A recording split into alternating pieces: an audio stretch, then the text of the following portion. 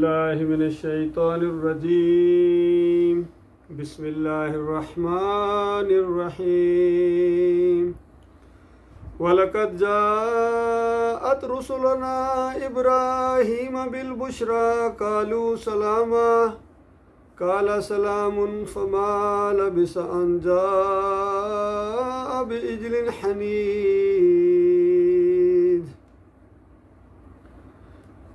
ये सूरह हूद की एक आयत है।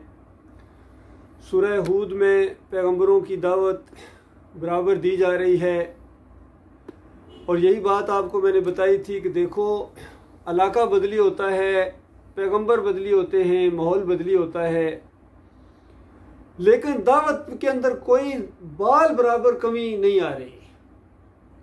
चाहे कोई माने या ना माने, एक हाथ भी इसकी हमायत में ना उठे, एक ज़ुबान हम आवाज़ होने के लिए तैयार ना हो। अल्लाह का यही मुतालबा है कि बस मेरी ये बात है, मेरे बंदों तक पहुंचा दो। अंबिया को कहा कि तुम सिर्फ खुशखबरियां सुनाने वाले हो और डरावा देने वाले हो। यानी एक बात है, अपने सामने भी रखो, अपनी कौम के सामने, अपने रिश्तेदारों के सामने, पूरी दुनिया के सामने, और वो बात मान ले तो उनको खुशखबरियां सुना दो कि बस तुम खुशकिस्मत हो। जो बड़ों की समझ में ये बात नहीं आई है, अगर तुम्हारे दिल के अंदर इस जगह पा लिया जगह ने, तो सब फिर खुशियां मनाओ। फिर क्या मामला है परेशानियों का? फिर तो तुम्हारे लिए खुशखबरियां हैं, तुम्हें खुशखबरियां सुनाई जा रही हैं कि चंद लम्हों, चंद मिनटों और घंटों, और ये ज़िंदगी का मामला है। कितनी ज़्यादा, कितनी और जियोगे बताओ? 50 साल, 60 साल या 30 साल? और वैसे 30 लम्हों का भी पता नहीं है, ज़िंदगी किसी टाइम ख़त्म हो सकती है। और अगर आपने फैसला कर लिया आपने कि मैं अल्लाह का बंदा हूँ और मैं अल्लाह के अलावा किसी और का बंदा नहीं हूँ, बस ये दो बातें हैं, लेकिन दो बातें मिलके एक बात बनती है। ये नहीं कि मैं अल्लाह का बंदा हूँ बस, इतनी बात नहीं, ये अधूरी बात है।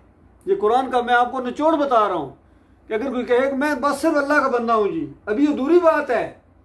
मुकम्मल बात यह है कि मैं किसी और का बंदा नहीं हूँ, बस ये अब बात मुकम्मल हो गई। मालकुम मिन इलाहिन गैर, उसके अलावा तुम्हारा कोई और इलाह नहीं। ऐ कौम के लोगों, अल्लाह की बंदगी करो, ये आधी बात। उसके अलावा किसी और की बंदगी नहीं है, अब बात मुकम्मल हुई है। उसके अलावा किसी और की तरफ नहीं झुकना है, ये मुतालबा है। उसको मानना है तो अकेला मानो। मानने वाले बेशुमार हैं, लेकिन अकेला मानने वाले बहुत कम हैं। मालिक फरमाता है वमा युमिनु अक्सरुहुम बिल्लाह इल्ला वहुम मुशरिकून। अक्सरियत है, मानने वालों की अक्सरियत है। खुद मालिक फरमा रहा अक्सरियत है। मानते हैं, कैसे मानते हैं? इल्ला वहुम मुशरिकून, साथ साथ शिर्क भी करते हैं। बस ये मसला है, ये मानना गोया फिर ना मानना है अल्लाह के नज़दीक। क्या अगर तुम जिस तरह किसी को अगर कोई पानी दिया जाए तो अच्छी बात है, लेकिन जब बीच में जहर मिला के दिया जाए, बताओ फिर क्या मामला हो गया? आप पानी पिला रहे हैं, शरबत पिला रहे हैं, अगर उसके अंदर बादाम भी डाल दें लेकिन जहर भी डाल दिया है, तो पीने वाला कहेगा यार इससे बेहतर था ना पिलाता। ये जो तुमने पिला के मामला किया है ना, ये तुमने और ज्यादा मसला।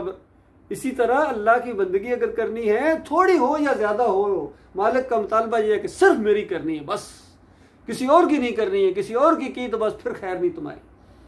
और अगर ये नुक्ता आपको समझ आ गया, कुरान का यही अंदाज है, अल्हम्दुलिल्लाह से लेकर वन्नास तक आपको यही मसला मिलेगा। और इस सूरह के अंदर, सूरह हूद, इसके अंदर तो पैगंबरों की दावत है। हर पैगंबर नूह अलैहिस्सलाम की 950 साल की दावत है। नमाज रोजे का कहीं जिक्र नहीं मिलता। पहले ये तो मानो कि तुम्हारा माबूद कौन है, तुम्हारा दाता कौन है, तुम्हारा दस्तगीर कौन है, तुम्हारा मुश्किल कुशा कौन है, तुम्हारा हाजत रवा कौन है। 950 साल बीत गए, सुबह शाम की दावत है। कोई हफ्ते बाद प्रोग्राम नहीं होते थे या माहाना प्रोग्राम नहीं होते थे। मालिक ने नक्शा कहता है कि नूह अलैहिस्सलाम कहते हैं मैंने सुबह शाम इनको पुकारा है, चौकों के अंदर जाके, चौराहों के अंदर जाके, मजमों के अंदर जाके यही बात कही है मैंने इनको। और अकेले में भी अगर कोई मिला है तो उसको अकेले में भी यही समझाया है कि कहीं चुपके आराम से समझाया है कि कहीं चिढ़ ना जाए कि मेरे प्यारे भाई गौर कर, आखिर क्या मामला है। ये जो 5 औलिया अल्लाह की तुम बंदगी कर रहे हो, मरने के बाद उनकी कब्रों के ऊपर, ये बुखारी की रिवायत के अंदर आया है। सूरह नूह के अंदर नाम आए हैं उनके, जिनके बारे में कौम के लीडर कहते हैं, कौम के रहनुमा कहते हैं, नूह अलैहिस्सलाम की तकरीर के मुकाबले में तकरीर किया करते थे कि देखना नूह की बात ना मानना, नूह की बात ना मानना, अपने इलाहों को, माबूदों को न छोड़ना, और बिल फर्ज छोड़ भी दिए, क्योंकि कड़ाके की दावत है, दलाइल की दावत है, ये तुम्हारे ईमान के अंदर कमजोरी आ गई है। उसके बाद देखना अगर छोड़ भी दिए तो 5 को बिल्कुल नहीं छोड़ना, बाकी 5 को छोड़े फिर भी जी क्या बचा आपके पास, वद स्वा यौस यौक और नस्र को बिल्कुल नहीं छोड़ना। बाकी अगर छोटे मोटे छोड़ भी कोई इतना ज्यादा बड़ा फर्क नहीं पड़ेगा, लेकिन ये 5 तनपाक इनको छोड़ दिया तो पीछे तुम्हारे में बचा गया है, खत्म हो गया मसला तुम्हारा। इस तरह कौम के लीडर तकरीर करते थे अपनी कौम के सामने। और नूह अलैहिस्सलाम कहते थे मालकुम मिन इलाहिन गैर, एक भी इलाह नहीं है, वद इलाह नहीं है, स्वा इलाह नहीं है, उनको ना पुकारो, उनके सामने ना झुको, उनके सामने रुकू और सजदे ना करो। ये नेक लोग थे, इनके रास्ते पर चलो। ये नेक इस वजह से थे कि ये अल्लाह की बंदगी किया करते थे, तुम भी अल्लाह की बंदगी करो। ये अल्लाह को पुकारते थे, तुम भी अल्लाह को पुकारो। ये अल्लाह की नजरों लिहाज करते थे, तुम भी अल्लाह की नजरों, इनके तरीके पर चलो, फिर तुम कामयाब हो, फिर खुशखबरियां हैं।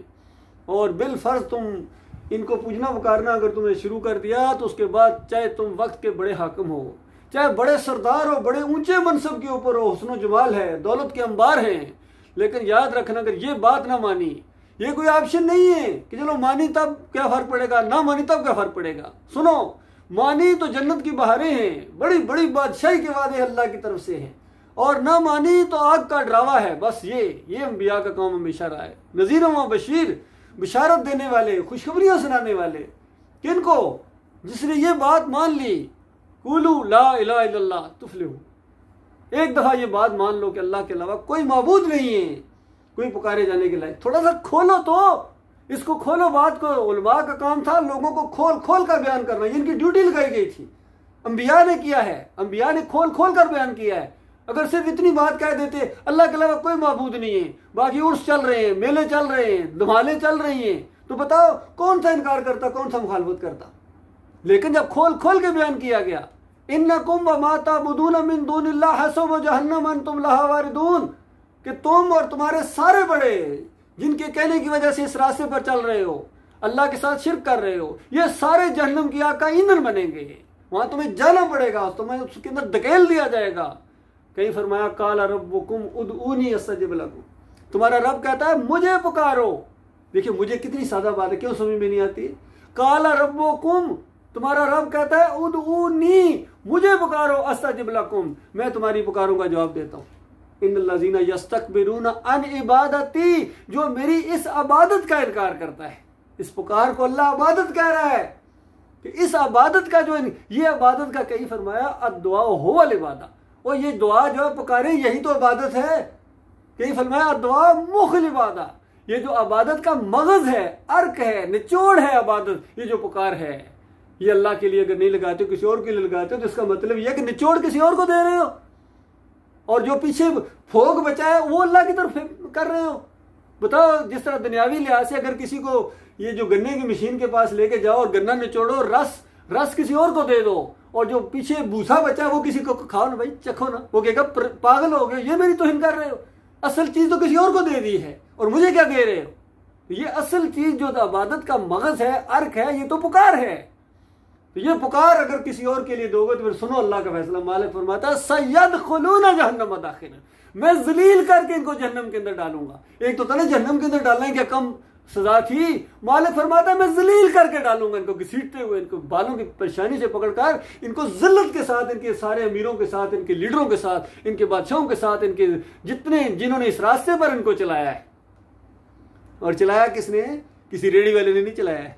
बड़े बड़ी पगड़ियां हैं ये इस उम्मत के अंदर। मैं अक्सर मिसाल देता हूं, कुछ भाई कहते हैं भाई कोई आपका ऐसा भी दस है जिसमें ये मिसाल ना आपने दी हो। मैं कहता हूं समझाने के लिए देता हूं, एक रेफरेंस पॉइंट आपको देता हूं ताकि आपको पूरा सिस्टम समझ आ जाए। देखिए महमूद अल हसन साहब ने तशरीह लिखी कुरान की तफसीर शबीर अहमद उस्मानी के नाम से, 2.5 पारे उन्होंने किया है, अभी हमारे पास यहाँ मौजूद है उसका रेफरेंस। 2.5 पारे उन्होंने तशरीह की है और फिर उनकी मौत वाक़या हो गई। इसको पाया तकमील तक पहुंचाया अगले शागिर्द रशीद ने, शबीर अहमद उस्मानी जिनको कहते हैं, और आज नीचे तकी उस्मानी तक इसको बेहतरीन प्रिंटिंग के साथ पेश किया जा रहा है। और अरसा दराज तक सऊदी अरब से शाह फैसल, शाह फहद बादशाह की तरफ से उम्मत मुसलमान को तोहफा, ये पहले टाइटल पर लिखा हुआ है, उम्मत मुसलमान को तोहफा। अब जब उम्मत मुसलमान को जो तोहफा दिया गया है वो सुनिए, इय्याका नअबुदु व इय्याका नस्तईन का तर्जुमा बिल्कुल सही लिखा कि इबादत तेरी ही है और तुझे से मदद मांगते हैं। और हाशिए पर लिखा कि इस आयत शरीफा से मालूम हुआ कि अल्लाह के बंदों को, मकबूल बंदों को, यानी प्यारे बंदों को अगर वास्ता रहमत इलाही समझकर गैर मुस्तकिल जानते हुए आर्जी तौर पर अगर इनको भी पुकारा जाए तो ये इय्याका नअबुदु व इय्याका नस्तईन के अंदर आता है। बताओ अल्लाह के बंदो, ये इय्याका नअबुदु व नस्तईन के अंदर आता है या इय्याका नअबुदु व इय्याका नस्तईन का इनकार है? उस दुआ के अंदर तो अल्लाह की सिखाई दुआ है जो अल्लाह ने आपको अपने बंदों को सिखाई कि मेरे बंदो जब मेरे सामने आओ तो मुझे कहो इय्याका नअबुदु व इय्याका नस्तईन, अल्लाह हम तेरी इबादत करते हैं, अल्लाह हम तुझसे मदद मांगते हैं। तो बताओ कहां आ गया अल्लाह के बंदों को पुकारना? कहते हैं मकबूल बंदों को, प्यारे बंदों को, यानी या रसूल मदद कह दो, या अली मदद कह दो। तो ये भी इय्याका नअबुदु व इय्याका नस्तईन की तरह का एक मामला है। अल्लाह के बंदो, ये चोटी के उलमा की मैं बात आपको बता रहा हूं। मैं कोई ये छोटे छोटे जो मौलवी होते हैं मदरसों के या मस्जिदों में, उनकी बात नहीं बता रहा हूं। ये ऐसे लोग हैं जो अगर स्टैंप लगा दें तो वो बंदा आलिम दीन बन जाता है। हमसे पूछते हैं किस मदरसे के पढ़े हुए, फारगल तहसील किस मदरसे के हो?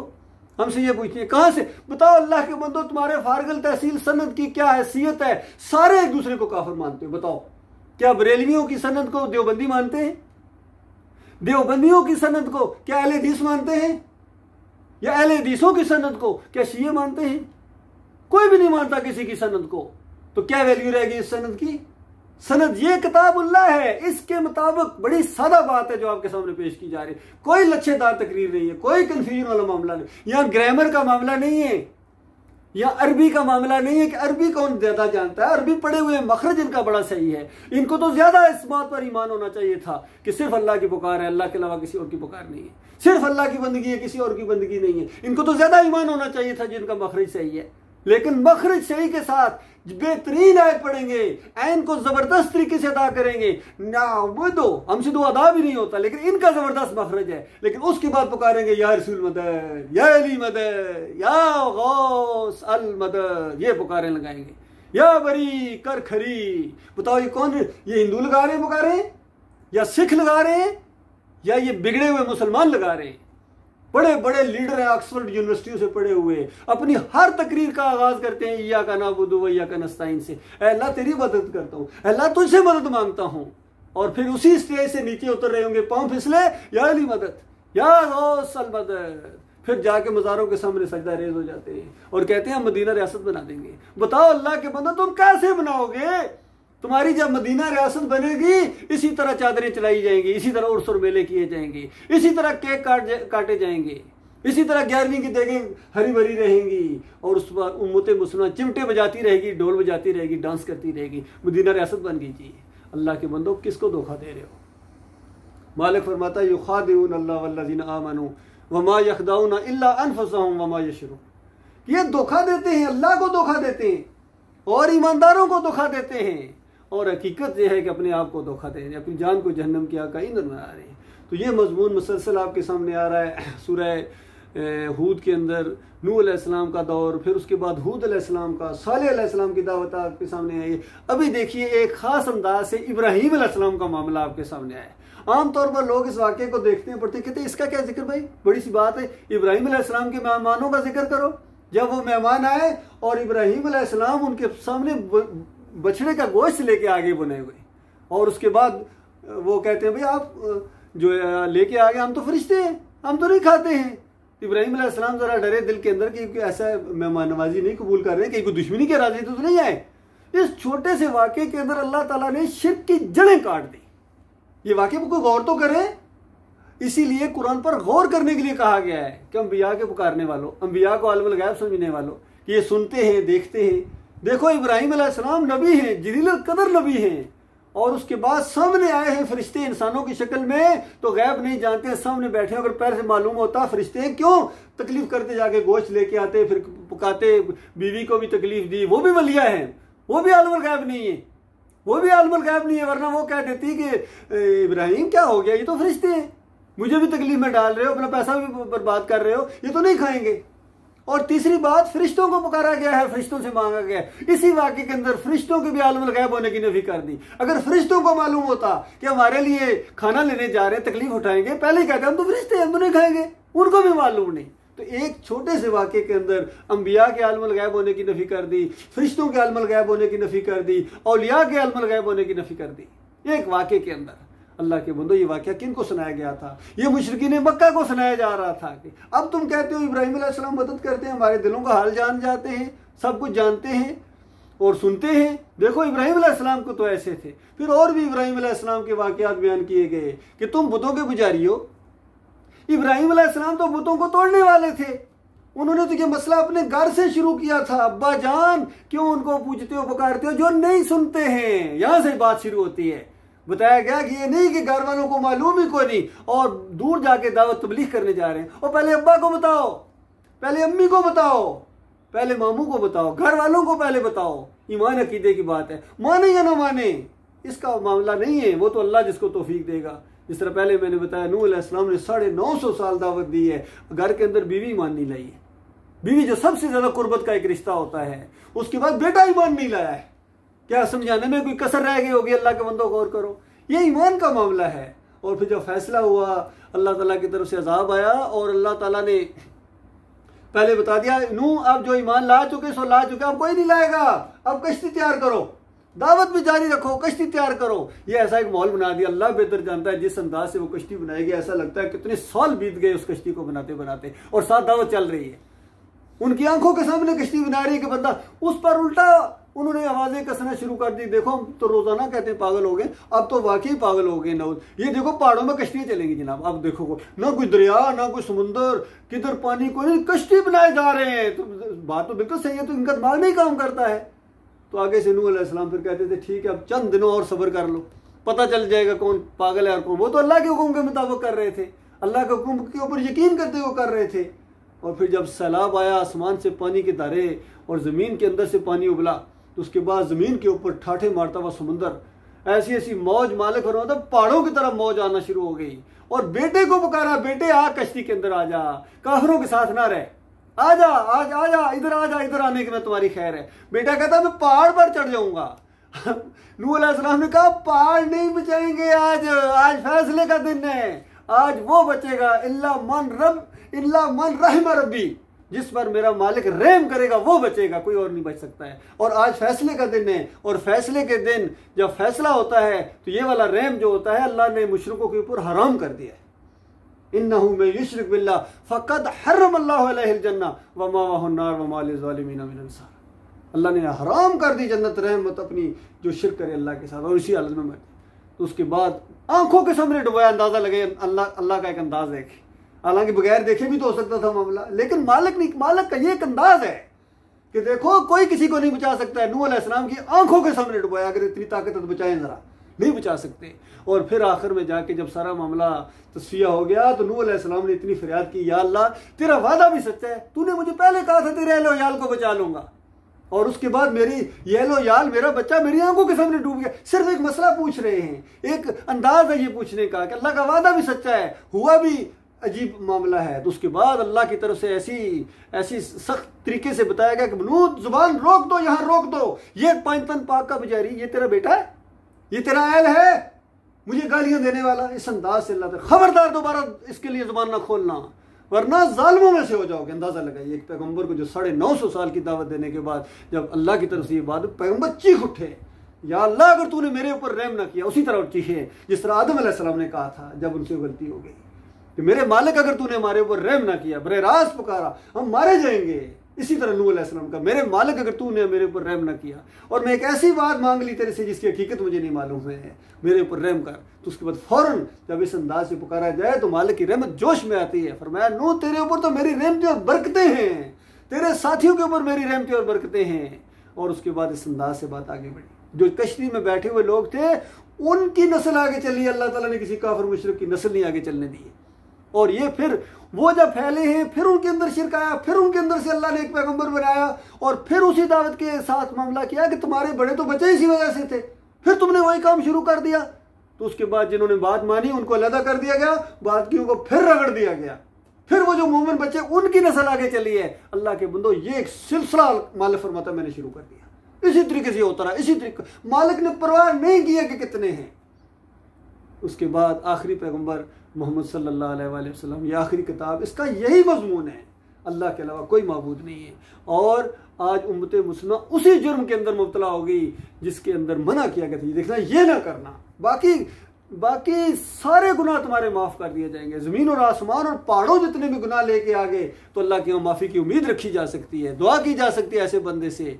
लेकिन अगर तुमने अकीदे के अंदर तुम्हारे शिरक आ गया तो उसके बाद मोमिनों को और नबी को अल्लाह ताला ने कहा मा कान लिन्नबी वल्लज़ीना आमनू अन यस्तगफिरू लिलमुशरिकीन, कि नबी का तो ये काम ही नहीं है और किसी मोमिन का ये काम नहीं है कि मोमिन पूरी जिंदगी उसको कहता रहा शिर्क की माफ़ी नहीं, शिर्क की माफ़ी नहीं, शिर्क पर मरे तो तुम्हारे ऊपर जन्नत हराम हो जाएगी, तुम्हारे माल बर्बाद हो जाएंगे। और जैसा वो मरे तो ये कहना शुरू हो गया मोमिन साहब या अल्लाह इसको माफ़ कर दे, तो फिर ये खुद क्या बात को समझाए। इसलिए कह दिया गया कि मोमिनो तुम्हारा ये काम नहीं है क्योंकि मैंने उसको नहीं माफ़ करना है, लिहाजा तुमने ये बात कहनी नहीं है मुझे, इस अंदाज से बताया गया। इसलिए अल्लाह के बंदों को और कम अज़ कम इतनी गुंजाइश तो रखो कि बाद वाले तुम्हारे लिए अल्लाह से माफ़ी की दरख्वास्त कर सके, तुम्हारा जनाजा तो पढ़ाया जा सके कि तुम अल्लाह के साथ शिरक ना करो। और आज कौम अल्लाह के साथ शिरक में बिल्कुल डूब गई। जितने फ़िरके हैं, कोई मसलक है, बरेलवी है, कोई देवबंदी है, कोई अहले हदीस है, फिर सियासी लोग हैं, मुल्क का किस तरह अफरा तफरी है, पूरी दुनिया में मुसलमानों की कोई वैल्यू हो तो मुझे बताओ अल्लाह के बंदो। ये वो कौम है जो उठी थी तौहीद के नाम के ऊपर, ये वो कौम है जिसको कहा गया था वअंतुम अल-आलाऊना इन कुंतुम मुमिनीन, तुम सरबुलंद रहोगे अगर तुम मोमिन बन जाओ, तुम मोमिन बन जाओ। जब उन्होंने मोमिन बन के दिखाया, अल्लाह ने सरबुलंद करके दिखाया या नहीं दिखाया बताओ। पूरी दुनिया में रौब और दबदबा था मुसलमानों का। आज भी इंसानियत हैरान है कि किस तरह ये उठे थे। वो भेड़ बकरियां चराने वाले, बान की जूतियां पहनने वाले, अक्सरियत जो अनपढ़ों की थी, पढ़े लिखे नहीं थे, इस तरह गुफ्तगू करते थे, इतने इतने और इतने ले लो, यानी ऐसे इशारों के साथ। बहुत कम थे जो लोग पढ़े लिखे थे मेरे भाइयों। तो अल्लाह ने उनको दुनिया का इमाम बनाया। ये दुनियावी तालीमात से नहीं होता, ये टेक्नोलॉजी से नहीं आता मेरे प्यारे भाइयों। आप ईमान की बात उठाओ, ये मसला है, इसको उठाओ, उसके बाद टेक्नोलॉजी ना गिरती हुई आपके पीछे आपकी हमायती बनेगी, अल्लाह ताला इसको आपका हमायती बना देगा। बड़े बड़े पढ़े लिखे लोग आपके साथी बनेंगे, बड़े बड़े जवां हिम्मत लोग आपके साथी बनेंगे, और बड़े बड़े पायलट बनाए फाइटर जेट आपके इंशाल्लाह साथी बनेंगे। अल्लाह ताला इस सिलसिले को चला देगा और ईमान का गलबा अल्लाह ताला करेगा ईमान खालिस के साथ। ये जमहूरियत के जरिए नहीं होगा, ये वोटों के जरिए, वोटों की भीख मांग, बस इलेक्शन करा दो, इलेक्शन करा दो, इलेक्शन। और उसके बाद क्या होगा? इससे पहले भी तो इलेक्शन होते रहे, 75 साल हो गए हैं, इलेक्शन ही तो होते रहे हैं। उसके बाद नतीजा क्या निकला? कभी तो अल्लाह के बंदों उस तरफ आ जाओ। हर तरीका तुमने इख्तियार कर लिया, हर तरीका पाकिस्तान में यकीन कीजिए हर तरीका इख्तियार हुआ है। पार्शल जिस तरह जमहूरियत होती है, डिक्टेटर भी, मिलजुली हुकूमत भी, प्रेसिडेंशियल, हर तरीका आया है इसके अंदर। नहीं आया तो इस्लाम नहीं आया, इस्लाम का तरीका नहीं आया। वो चुभता है इनको, चिढ़ है इनको उससे, और इसी वजह से अल्लाह के अज़ाब आ रहे हैं। ठीक है ना करो ना, अल्लाह की तरफ रुख करो, अल्लाह के अज़ाब का कोड़ा इसी तरह तुम्हारे ऊपर लहराता रहेगा। क्योंकि अल्लाह का असूल एक है, अल्लाह की सुन्नत एक है, उसको तब्दील नहीं किया जा सकता। कोई सही मानों में अगर तब्दीली चाहते हो अपने मुल्क के अंदर, पूरी दुनिया के अंदर, मुसलमानों के अंदर अगर कोई सही मुस्बत तब्दीली आएगी तो ईमान खालिस की वजह से आएगी। इसी बात को बयान किया जाता है, इस पर जोर दिया जाता है, क्योंकि यही हक है, इसके अलावा कोई दूसरी सूरत नहीं। यकीन कीजिए, अपने साथ फ्रॉड करना है, अपने साथ धोखा है, अपने बीवी बच्चों के साथ धोखा है, अपने अजीज़ों कारब, अपनी कौम के साथ धोखा है अगर कोई और रास्ता इख्तियार किया गया तो। ये तरीका है नबी सल्लल्लाहु अलैहि वसल्लम का तरीका है, सहाबा इकराम का ये अंदाज है। पूरी हिस्ट्री, शानदार हिस्ट्री आपके सामने मौजूद है। इस पर जंगें होती रही हैं। बताओ जंगे बदर कैसे हुई थी? एक तरफ मामू है, एक तरफ भांजा है, एक तरफ सगा चचा है, दूसरी तरफ सगा भतीजा है, एक तरफ एक भाई है, दूसरी तरफ दूसरा भाई है, एक तरफ बाप है, दूसरी बेटा है। सारे रिश्ते इसी तरह हुए, एक तरफ मामू है, दूसरी तरफ भांजा है। कितने करीबी रिश्तेदार है, जंग हो गई है, आमने सामने तलवारें निकल आई, नेज़े निकल आए। क्या झगड़ा था मेरे भाइयों? बताओ कि अल्लाह अकेला है या बाबा और काका भी बीच में शामिल है? बस ये झगड़ा है। ना कोई जन का झगड़ा है, ना जर का झगड़ा है, ना जमीन का झगड़ा है, ना कोई सियासी झगड़ा है। आज कहते हैं मैशत हमारी कमजोर होगी, मैशत हमारी, और तुम्हारी मैशत इस वजह से तुम मुशरिक बन गए हो, तुम्हारे अकीदे के अंदर खराबी है। वरना इससे ज्यादा मैशत किसी चीज की कमजोर नहीं थी जब सहाबा किराम और नबी अलैहि सलाम का वो जो दौर था। सबसे ज्यादा पिसी हुई मैशत थी उस मक्के की। लेकिन ये ईमान का मसला उठाया गया, दुनिया नाक रगड़ती उनकी तरफ आ गई। एक वक्त थोड़ा 23 साल के अंदर दुनिया का नक्शा बदली हो गया, और मस्जिद नबी के कच्चे फर्श के अंदर कैसरों किसरा के ढेर लगा दिए गए, अंदर वहाँ के जो खजाने से तोड़ के लाए गए।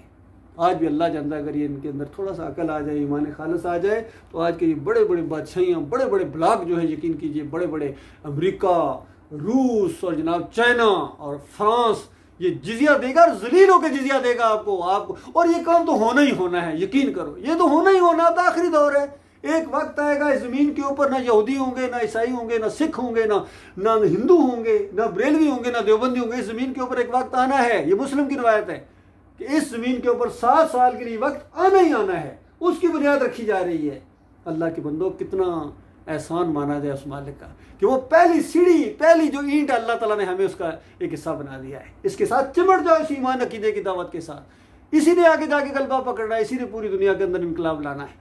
बाकी इसके अंदर तब्दीली नहीं है, इसमें पीछे नहीं हटना अल्लाह के बंदो, इसमें कमजोरी नहीं दिखानी है। मौत आए तो इस रास्ते में, अल्लाह के रास्ते में मौत आए अल्लाह के बंदो, ये है। फिर अल्लाह जानता है मरने का वो मजा आएगा, वो मजा आएगा मरने का कि आप आज तसव्वुर नहीं कर सकते, हम तसव्वुर नहीं कर। ये असल होंगे अल्लाह के रास्ते के मुजाहिद, ये है अल्लाह के रास्ते के शहीद, जिनको अल्लाह ताला जन्नतुल फिरदौस में पहुंचा देगा। घर वालों को बाद में खबर होगी, आप जन्नतुल फिरदौस की बहारों में पहले पहुंच जाएंगे। बताओ, ज़मीन और आसमान से ऊंचे 60-60 मील ऊंचे महलात आपको मिलने वाले अल्लाह ने वादे किए।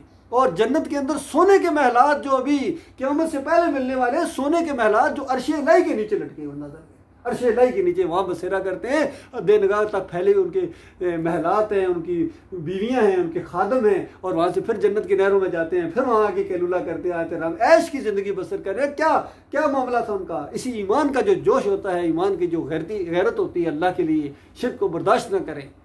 और ऐसे लोगों के लिए अल्लाह ताला ने बड़ा इनाम तैयार करके रखा मेरे भाइयों।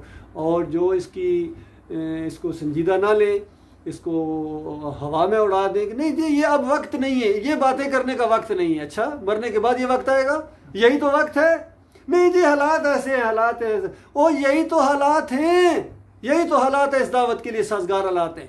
वो जो किसी ने कहा ना कि बाहर हो या खज़ां, ला इलाहा इल्लल्लाह, हर तरह के हालात के अंदर यही मसला है, यही मसला है, एक ही मसला है, एक ही मामला है। इस मसले को हल करो, तुम्हारे सारे मसाइल चुटकियों में हल हो जाएंगे, तुम्हारी आपस में भाईचारा बन जाएगा। मोहब्बतें, आज जो नफरतें देखते हो एक दूसरे, हर पार्टी दूसरी पार्टी नफरत करती है, क्यों? ईमान में खराबी, अकीदे में खराबी है, तौहीद के अंदर शिरक है। इस वजह से ये सारे अल्लाह के अज़ाब की शक्लें हैं। तो अल्लाह ताला एक को ताकत देता है, दूसरे को पटवाता है। सूरह अल-अनआम पढ़ो, वहाँ तो अल्लाह ताला ने बता दिया कि ये मेरे अज़ाब की एक शक्ल है, ग्रुपों में बांटता हूँ, एक की ताकत का मजा दूसरे को चुकाता हूँ। तो यही कुछ हो रहा है, आपके साथ नहीं हो रहा है। सियासी मौलवी इसी तरह बना हुआ है, ग्रुप एक दूसरे नफरतें करते हैं, और मजहबी मौलवी इसी तरह बना हुआ है, फिरके हैं, मसलक हैं, और दुकानदारी है, दीनदारी नहीं है।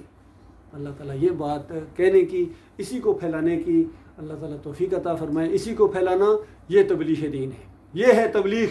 ये नहीं तबलीगी जमात नाम रख लिया, तबलीगी जमात ये जो रायविंड वाले हैं, इनकी किताब शिर्क और कुफ्र से भरी हुई है, किससे झूठे वाक़यात। कहते तबलीग कभी मना करो शिर्क से। अच्छा, आप तबलीग से मना करना चाहते हैं, तबलीग को रोकना, और तबलीग से नहीं, तुम्हारे शिर्क से मना करना चाहते हैं। ये मसला है तुम्हारे अंदर। सब ने अपने अपने मलफूजात उठाए हुए हैं, मकतूबात उठाए हुए हैं, और अपना अपना सिलेबस इनका तैयार है कुरान और हदीस के ख़िलाफ़। अल्लाह ताला गौर व फिक्र करने की तौफीक अता फरमाए। वक़ूलु क़ौली हाज़ा अस्तग़फ़िरुल्लाह ली व लकुम व लिसाइरिल मुस्लिमीन।